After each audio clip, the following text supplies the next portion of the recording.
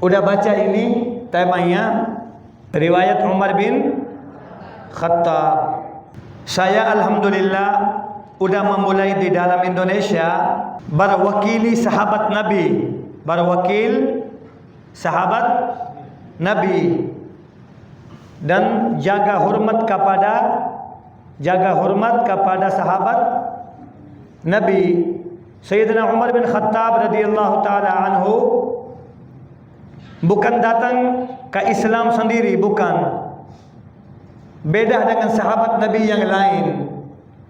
Sahabat Nabi yang lain udah tahu ada Nabi yang di dalam bumi Ka'bah, namanya dulu Muhammad bin Abdullah, sekarang sudah jadi Muhammadur Rasulullah. Ada masuk satu persatu di muallaf, karena dulu tidak ada Islam. Tapi Sayyidina Umar bin Khattab bukan datang sendiri. Yang seperti tadi saya bacakan, Nabi sallallahu alaihi wasallam minta kepada Allah, Allahumma a'izzal Islam, Allahumma a'izzal Islam, ya Allah memberikan kekuasa punya Islam. Allah memberikan kekuasa, bukan minta untuk Nabi, bukan minta untuk diri. Kehanya ya Rasulullah, saya minta biar anggota saya biar kuat, tidak. Minta untuk apa? Untuk Islam, kuasa Islam. Karena Nabi sallallahu alaihi wasallam pertama kali dapat wahyi, Bapak Ibu tahu pertama kali dapat wahynya surat apa dan tempat apa? Dapatnya Iqra, 5 ayat. 5 ayat. Iqra bismi rabbikal ladzi khalaq, khalaqal insana min 'alaq, iqra wa rabbukal akram alladzi 'allama bil qalam 'allamal insana ma lam ya'lam. Dapat pertama kali langsung pergi ke mana? Pertama kali dapat di mana ini? Tempatnya mana? Gua Hira. Alhamdulillah ya. Rajin nih Bapak Ibu di sini ya. Karena kalau orang ada bercinta dengan agama bisa dijawab. Kalau tidak rajin agama tidak bisa jawab karena belum ada ilmunya. Kalau Bapak-bapak kalau ada masalah di dalam luar rumah, kalau pulang ke langsung sampaikan kepada siapa? Istri tersayang di dunia dan akhirat. Jangan ketawa Ibu ya. Tapi kalau rumah tangga suami istri, ada suami istri juga, ada sebagai teman curhat juga, ada masalah istrinya jadi sampaikan kepada suaminya. Kalau suaminya ada istri masalah, sampaikan kepada istrinya. Nabi sallallahu alaihi wasallam langsung sampaikan kepada istri, namanya Siti Khadijah. Lagi kedingin itu alhamdulillah suat udah dapat wahyi. Selama ini dapatnya 40 orang masuk agama Islam. Berapa? 40 orang udah masuk agama Islam, tapi Islamnya masih belum bebas. Nabi sallallahu alaihi wasallam kalau lagi ibadah di dalam Ka'bah kan untuk ibadah Bapak Ibu. Makkah kan untuk ibadah, tapi saya belum zaman Nabi sallallahu alaihi wasallam banyak orang-orang kafir ditaruh di situ berhala-berhala. Taruh di berhala.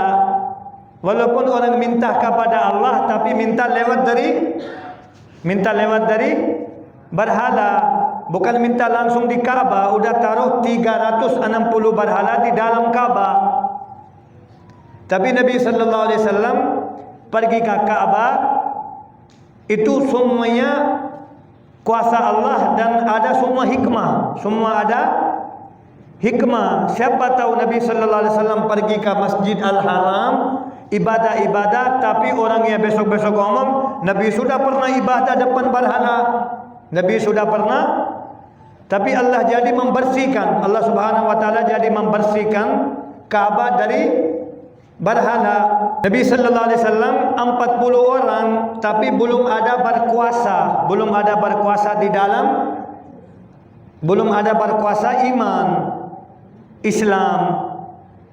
Tapi selama ini 40 orang ibadahnya di mana?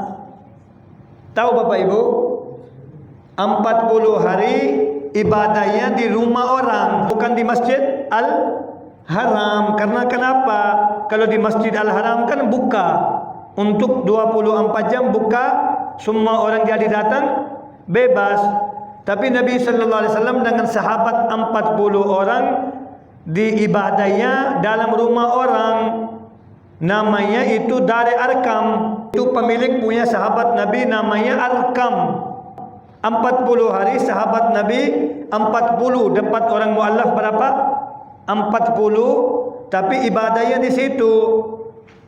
Tapi satu malam Nabi sallallahu alaihi wasallam lagi berduduk, lagi nangis. Matanya keluar karena Nabi sallallahu alaihi wasallam ada cinta dengan Ka'bah, jadi mau ibadahnya Ka'bah tapi ada hilangan dari saudara. Ayat di dalam Al-Qur'an Allah Subhanahu wa taala firmankan, "Innama amwalukum wa auladukum fitnah."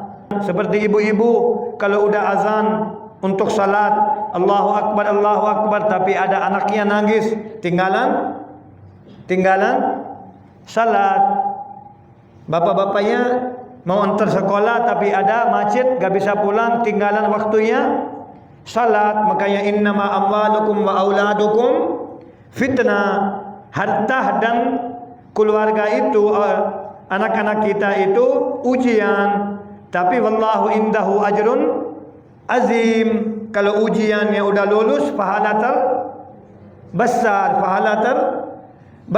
Nabi sallallahu alaihi wasallam satu kali lagi di dalam Ka'bah salat, ada baca beriwayat orang musuh non muslim jadi bawa perut unta, isi perut unta isinya, tapi tinggalkan Nabi sallallahu alaihi wasallam lagi bersajdah, tinggalkan di atasnya belakang biar gak boleh berdiri. Karena kenapa? Itu musuh non muslim, saudara-saudara lagi musuh. Satu kali Nabi sallallahu alaihi wasallam lagi di dalam Ka'bah lagi salat, oleh kafir-kafir Makkah, Yahudi Makkah jadi pernah pukul dengan Nabi, sampai pukul, sampai usir. Ada satu riwayatkan, ada satu orang itu dia keras, emosinya keras, bawa seperti ini sorban masuk ke leher Nabi dari gulung, ujungnya Nabi sallallahu alaihi wasallam air putihnya keluar, ludahnya keluar, matanya kayak besar, dapat siksanya untuk Islam. Tapi selama itu disabar. Nabi sallallahu alaihi wasallam udah 40 orang, ada 40 orang rumahnya kecil, tapi nangis. Nabi sallallahu alaihi wasallam nangis, ujungnya dapat doa, langsung angkat tangan. Bapak Ibu yang dimuliakan Allah Subhanahu wa taala, kan itu iman kita. Kan Nabi sallallahu alaihi wasallam apapun minta Allah langsung memberi. Allah Subhanahu wa taala langsung memberi. Malam itu Nabi sallallahu alaihi wasallam udah minta doa.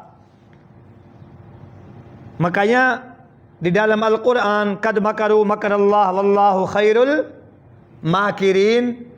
Kalau orang-orang di belakang orang lain ada yang membikin kayak jadi mau bunuhkan orang atau jadi tinggalkan hormat orang, tapi belum bisa, karena tu'izzu man tasha wa tuzillu man tasha'u biyadikal khair innaka ala kulli syai'in qadir. Kalau Allah Subhanahu wa taala jadi tingkatkan darajat-darajat kita, tidak ada yang diturunkan. Kalau Allah Subhanahu wa taala jadi kalahkan, tidak ada yang jadi menangkan. Makanya itu malam itu ada 2 rapat, tapi rapatnya beda-beda. Rapat Nabi sallallahu alaihi wasallam dengan sahabat Nabi sallallahu alaihi wasallam lagi minta kepada Allah, ya Allah, berikan kekuasaan Islam. Allahumma izzal Islam bi Umar ibn al-Khattab. Nabi sallallahu alaihi wasallam minta kuasa ke Islam dari Allah dengan bi Umar bin Khattab. Lagi ya rapat di sini dari Arkam. Ada satu tempat kumpul non-Muslim. Kumpul non-Muslim. Seperti kalau ada pemilihan-pemilihan kan setiap malam ada rapat-rapat, Pak. Ada dua tempatnya. Satu tempatnya Nabi sallallahu alaihi wasallam lagi minta kepada Allah, lagi nangis Nabi. Tempat satu lagi kumpulnya semua kepala-kepala non-Muslim berkuasa di non-Muslim tapi ada berkuasa di dalam Islam. Orang-orang bilangin, gimana ya itu Muhammad bin Abdullah. Orang-orang panggil Muhammadur Rasulullah karena tidak percaya. Lagi rapat, selama ini saya pernah pukul tapi Nabi gak mau mundur dari agamanya, gak mau mundur, gak mau dari agama, dari Islam. Berapa apa siksa, tapi hari ber hari ada termasuk masuk orang agama Islam. Siapa ada yang kalau ada yang boleh bunuh? Ada gak yang orang berani bunuh boleh oleh Nabi? Malam-malamnya lagi rapat, non-Muslim lagi rapat. Siapa ada yang ada gak orang boleh berani bunuh oleh Nabi? Tapi belum orang Nabi karena orang bilang Muhammad bin Abdullah karena musuh, tidak suka Islam. Semuanya tidak berani. Tapi ada beraninya siapa? Berani dia bilang saya bisa. Namanya Umar bin Khattab. Dia bilang saya berani. Nanti besok saya bunuhkan Nabi-nya. Saya besok bunuhkan Muhammad-nya. Ya udah, rapatnya udah oke dari kepalanya. Pagi-pagi Umar bin Khattab udah berangkat dari rumah, bawa bedaknya, jadi mau bunuhkan Muhammad bin Abdullah. Langsung berangkat, lagi emosi kan, harus emosi dulu kalau mau bunuh.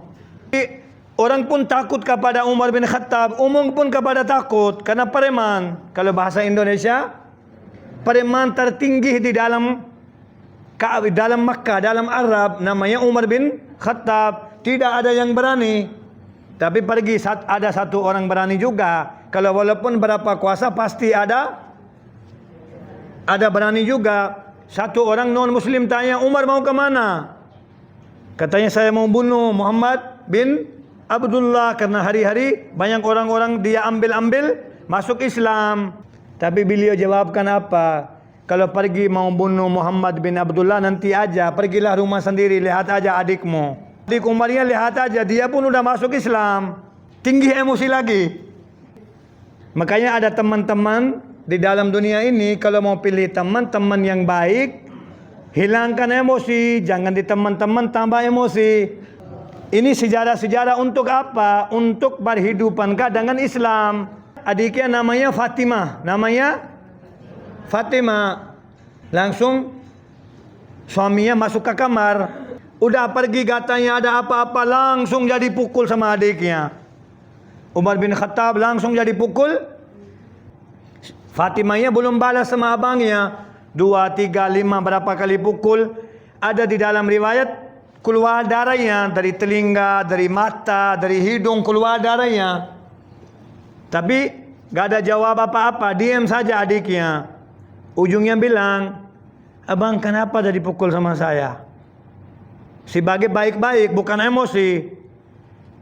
Tapi Umar bin Khattab yang tanya, kamu tadi apa lagi baca? Saya dengar suaranya, kamu apa baca tadi? Dia bilang, saya gak bisa sampaikan. Dia pukul lagi, ulang terus. Ujungnya jawabnya satu dari Fatimah, adiknya. Umar, kalau kamu ada minum susu ibu kandung, kamu berani preman, saya pun adiknya, saya pun minum susu sama. Bapakmu sama, bapak saya pun sama. Kamu baru kuat, saya pun kuat sama. Tapi saya berhargai sebagai abangnya. Kalau kamu pukul-pukul silakan. Kalau kamu mau minta yang tadi saya baca apa, saya gak bisa kasih. Sampai mati pun saya gak bisa kasih. Langsung datang kalau lihat kondisi istrinya, suaminya keluar juga.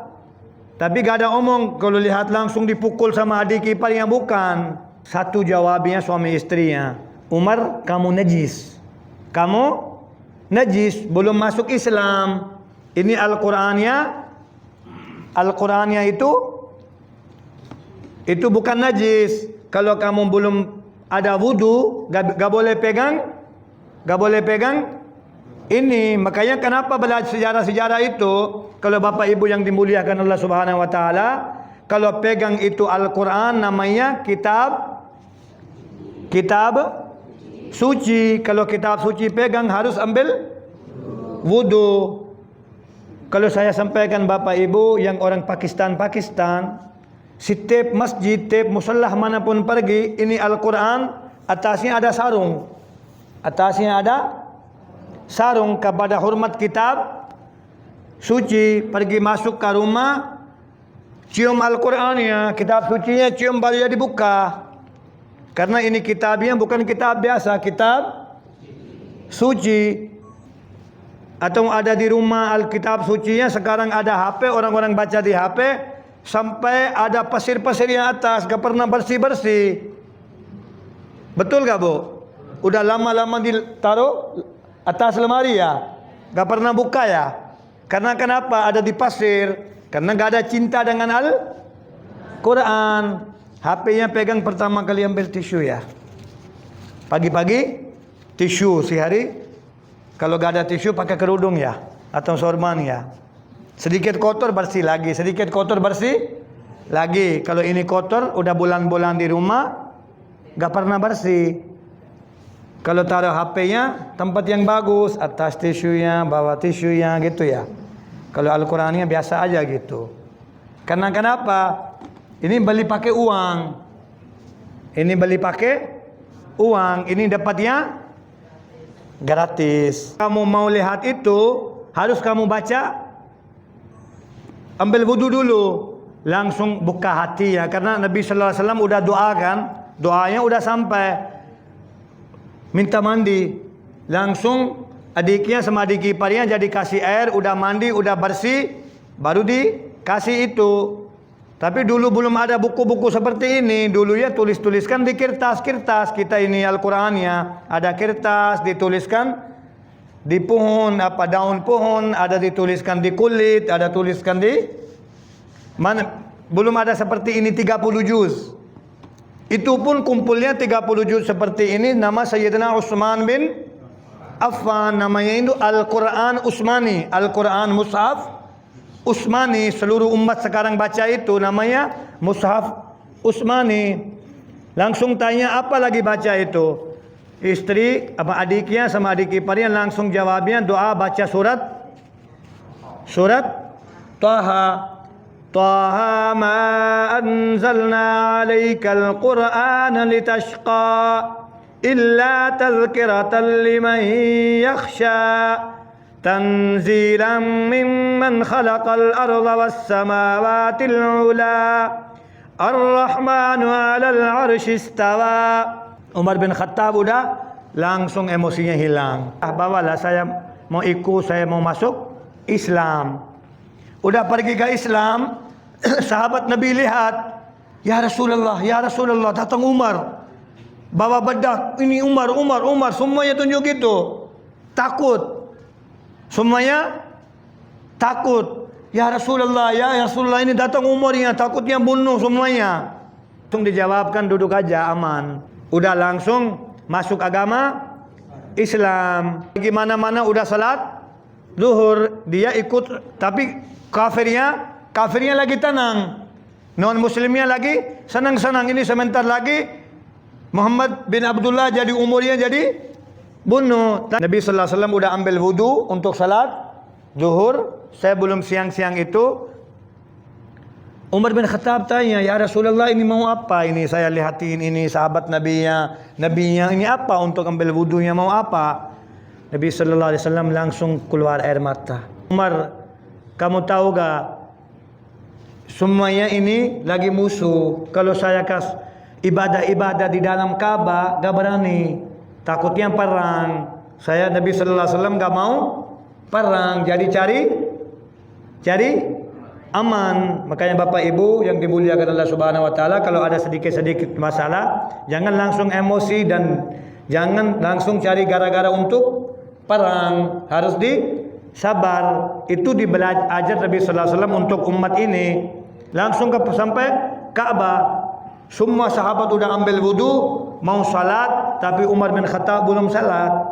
Langsung pergi atap Ka'bah.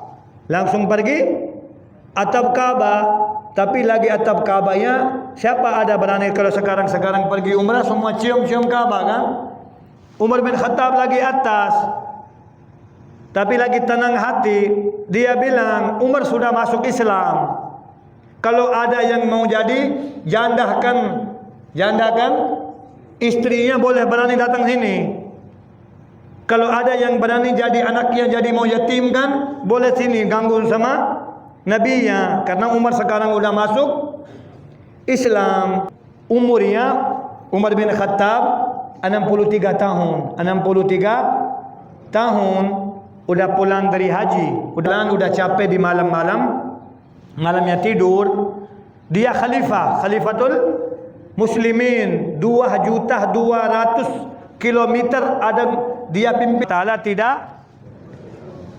Makanya jangan lupa baca doa Rabbana la tuzigh qulubana. Apa artinya? Ya Allah, kuatkan hati kita. Rabbana la tuzigh qulubana. Udah jadi masuk Islam, kuatkan ya Allah. Rabbana la tuzigh qulubana ba'da idh hadaitana. Allah memberikan hidayat, udah jadi Islam. Ya Allah, minta kuat iman. Rabbana la tuzigh qulubana ba'da idh hadaitana wa hab lana min ladunka rahmatan innaka antal wahhab. Rabbana innaka jami'un nasi liyaumin la raiba fi innallaha la yukhliful mi'ad. Jangan lupa baca doa ihdinas siratal mustaqim. Bulan Muharram jangan lupa baca istighfar Nabi Adam. Rabbana zalamna anfusana wa illam taghfir lana wa tarhamna lanakunanna minal khasirin. Istighfar Nabi Yunus, la ilaha illa anta subhanaka inni kuntu minaz zalimin. Yang mudah-mudahan Allah Subhanahu wa taala apapun yang disampaikan dengan izin Allah Subhanahu wa taala, dan Bapak Ibu kita hadir di sini yang dimuliakan Allah Subhanahu wa taala, apapun dengar oleh manfaat dunia dan akhirat. Mudah-mudahan kuat iman, kuat kesabaran, kuat keagama. Biar kalau kita kuat agama, nanti turunan kita lebih kuat agamanya. Dan kewajiban satu sendiri harus belajar dan harus ajar anak dan cucu kita sejarah-sejarah sahabat Nabi. Kalau ada cinta dengan Nabi, pasti hari kiamatnya dekat-dekat dengan sahabat Nabi. Kalau ada cinta dengan Nabi, hari kiamatnya mudah-mudahan dapat syafaat Nabi Muhammad Rasulullah sallallahu alaihi wasallam.